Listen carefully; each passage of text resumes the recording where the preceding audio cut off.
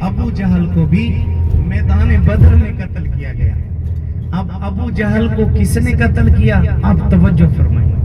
سیرت نگاروں نے سیرت کی کتابوں میں لکھا ہے کہ دو نوعمر صحابہ تھے، سیدنا معاذ رضی اللہ عنہ اور سیدنا معوذ رضی اللہ عنہ.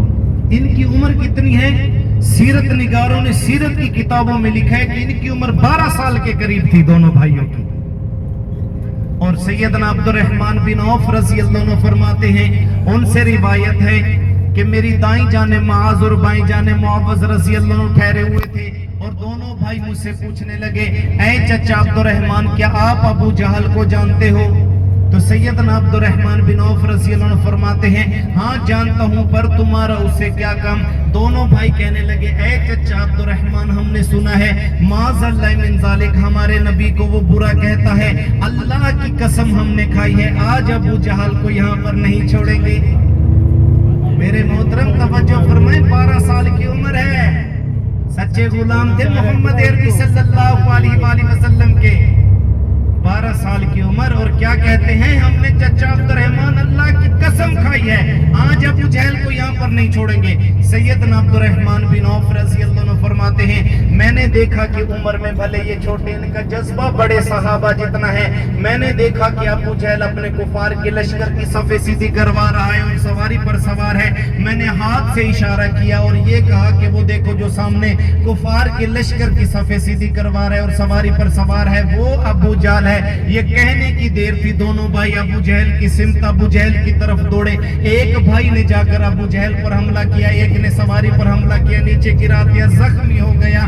سیدنا عبداللہ بن مسعود رضی اللہ عنہ سے روایت ہے، میں نے دیکھا کہ میدان بدر کے اندر ابو جہل زخمی حالت میں پڑا ہوا ہے، اور میں نے تلوار اٹھائی. جب مارنے لگا، ابو جہل کہنے لگا، اے عبداللہ بن مسعود، مجھ پر احسان کر، یہ میری تلوار لے لے، میری ہی تلوار سے میری گردن کو کاٹ دے. عبداللہ بن مسعود رضی اللہ عنہ نے ابو جہل کی تلوار کو اٹھایا، ابو جہل کی تلوار سے ابو جہل کی گردن کو کاٹا، امام الانبیاء علیہ السلام کی خدمت میں پیش کیا. جب حضور کریم صلی اللہ علیہ وآلہ وسلم کی خدمت میں ابو جہل کا کٹا ہوا سر پہنچا تو رسول اللہ صلی اللہ علیہ وآلہ وسلم نے شکرانے کے 2 نوافل ادا فرمائے. کس کے قتل ہونے پر؟ ابو جہل کے قتل ہونے پر امام الانبیاء علیہ السلام نے 2 نوافل ادا فرمائے ہیں، اور اپنے صحابہ سے مخاطب ہو کر فرمایا، اے میرے صحابہ، یہ میری امت کا فرعون تھا، تو میدان بدر میں قتل کر دیا، یعنی کہ 70 کو قتل کیا گیا، 70 کو گرفتار کر کر بندی بنایا گیا. باقی رب جانتا ہے، بھاگ دوڑ گئے. اللہ رب العالمین نے مسلمانوں کو اس بدر کی جنگ کی فتح نصیب فرمائی.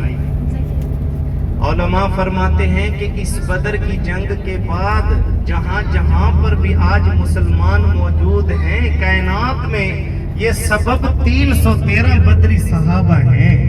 اگر یہ 313 بدری صحابہ یہاں شہید ہو جاتے تو ہم تک اللہ کے احکامات اور نبی پاک صلی اللہ علیہ وآلہ وسلم کے فرمان نہ پہنچتے جتنے اب آسانی سے پہنچے ہیں.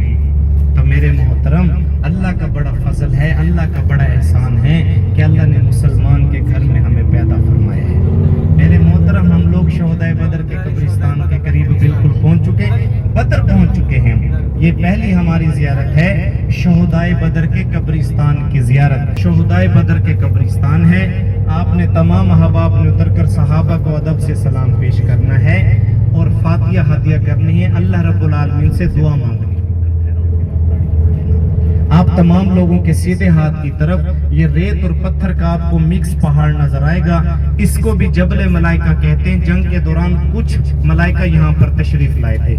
اس جنگ میں جو صحابہ شہید ہوئے، آپ کے الٹے ہاتھ کی طرف درمیان میں ایک تختی ہے، اس پر ان صحابہ کرام رضی اللہ اجمعین کے نام مبارک لکھے ہوئے ہیں.